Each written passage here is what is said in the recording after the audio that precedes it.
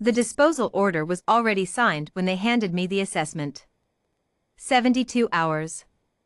That was the window Director Vasek Moore had given me to produce a valid xenobiological classification for the specimen in holding bay 7, or confirm that no classification was possible, at which point the form he'd already executed would go to the termination crew without another meeting, another memo, or another minute of his administrative patience.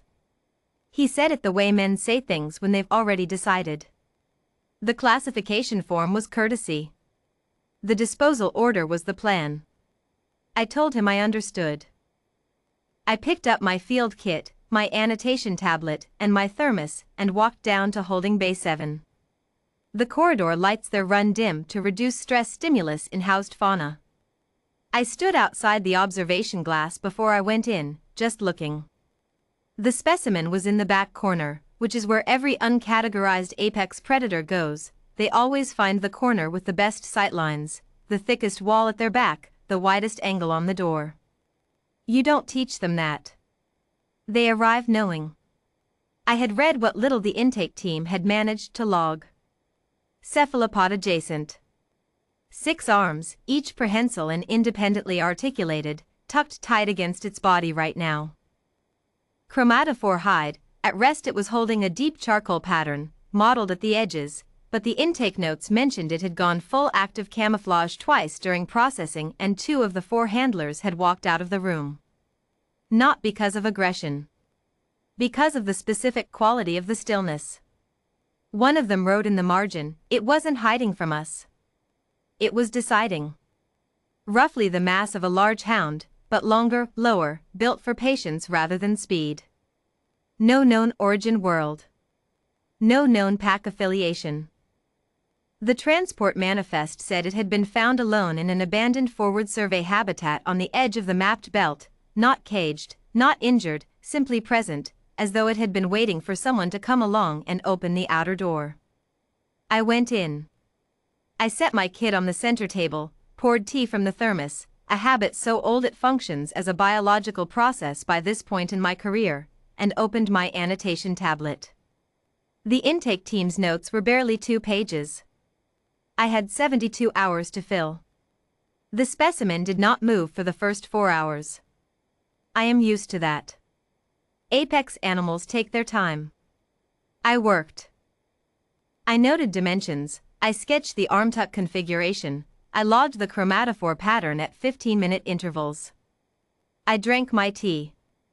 I tapped my stylus against the edge of the tablet when I was thinking, another old habit, 3 taps, pause, 3 taps, and I wrote in the margin of my own notes, as I often do, it is watching me more carefully than I am watching it.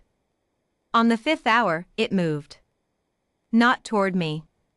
It shifted its weight, extended one arm partway, and tapped the floor. 3 times. Pause. 3 times. I looked up. It held its position, all 6 arms back in their tuck configuration, chromatophores cycling through a slow amber wash that faded back to charcoal. Its eyes, 4 of them, arranged in a shallow arc, were fixed on my tablet hand. I set the stylus down. I picked it back up. I tapped the tablet edge once. It tapped the floor once. I sat with that for a while. By the end of the first day I had 60 pages of field notes, and most of them said things I was not entirely sure how to phrase in a formal classification report.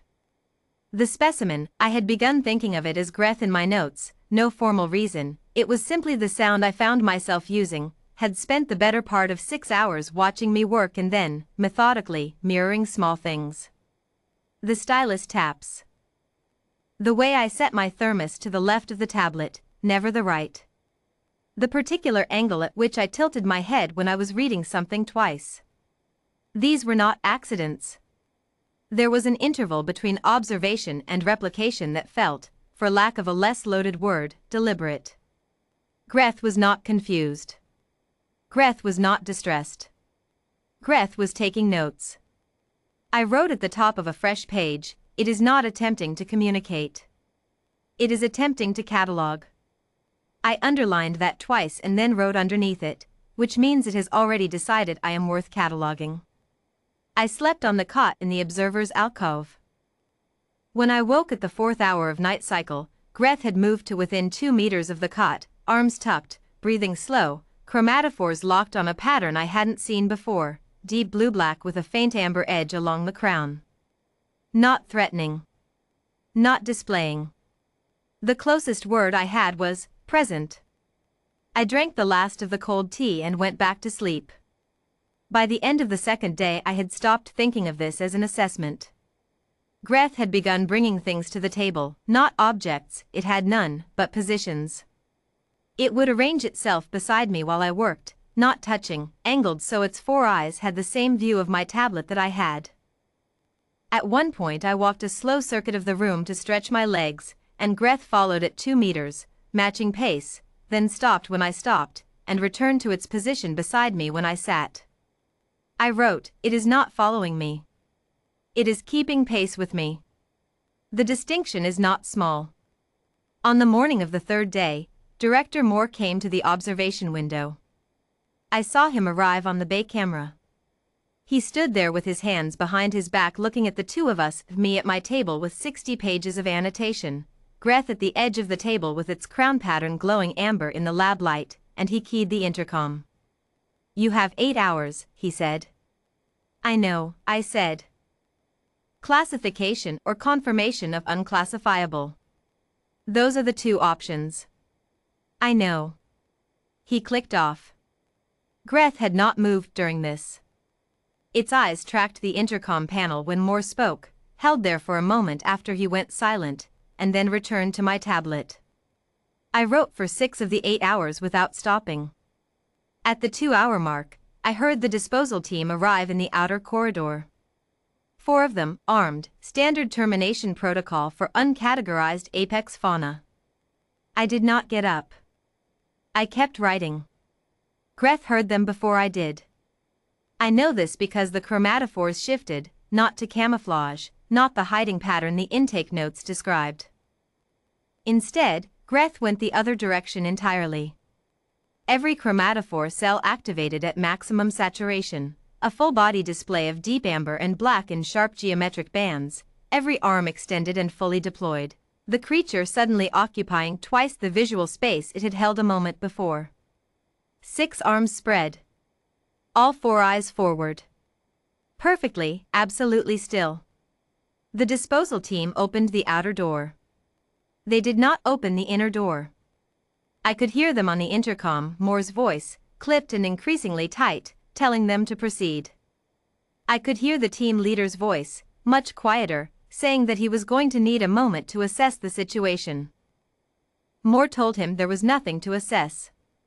The team leader said, with the specific flatness of a man who has been in enough genuine situations to know the difference between paperwork danger and real danger, "Sir, I am not walking through that door."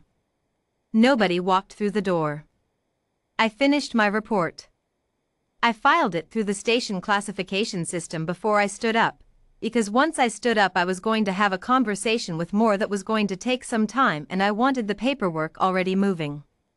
The report ran to 93 pages. The classification heading, which I had written and rewritten and finally settled on in the last hour, read, "Solitary apex xenofauna, demonstrated social bonding capacity, bilateral catalog recognition, protected status under Frontier Xenofauna Compact Article 14, subsection on demonstrated interspecies cognition bond." In the notes field, where I am technically supposed to log only formal observational data, I wrote 2 additional words at the very top, before the measurements and the chromatophore logs and the stylus tap transcriptions. I wrote them because they were accurate. Because 93 pages of field science had produced exactly one conclusion that mattered, and it fit in 2 words, and Greth had reached it a full 48 hours before I did. The notes field read, "Logged as kin." I stood up. Greth folded its arms back into their tuck configuration, chromatophores settling slowly from amber and black back to the deep charcoal resting pattern, and followed me to the door at a distance of 2 meters. Moore was waiting in the corridor. The disposal team had moved back to give him room, which I noticed he did not seem to find reassuring. "The classification report is filed," I told him. Article 14 hold is automatic on filing. You'll want to check with legal before you do anything else. He looked past me at Greth, who was standing in the open doorway with 4 eyes forward and arms tucked and absolutely no expression that a human bureaucrat would know how to read. What is it? Moore said. I thought about the stylus taps. The cold tea in the night. The 2 meters of careful, deliberate, mutual distance that had become over 72 hours, something I did not have a clinical term for. Something that catalogs back, I said. I walked past him.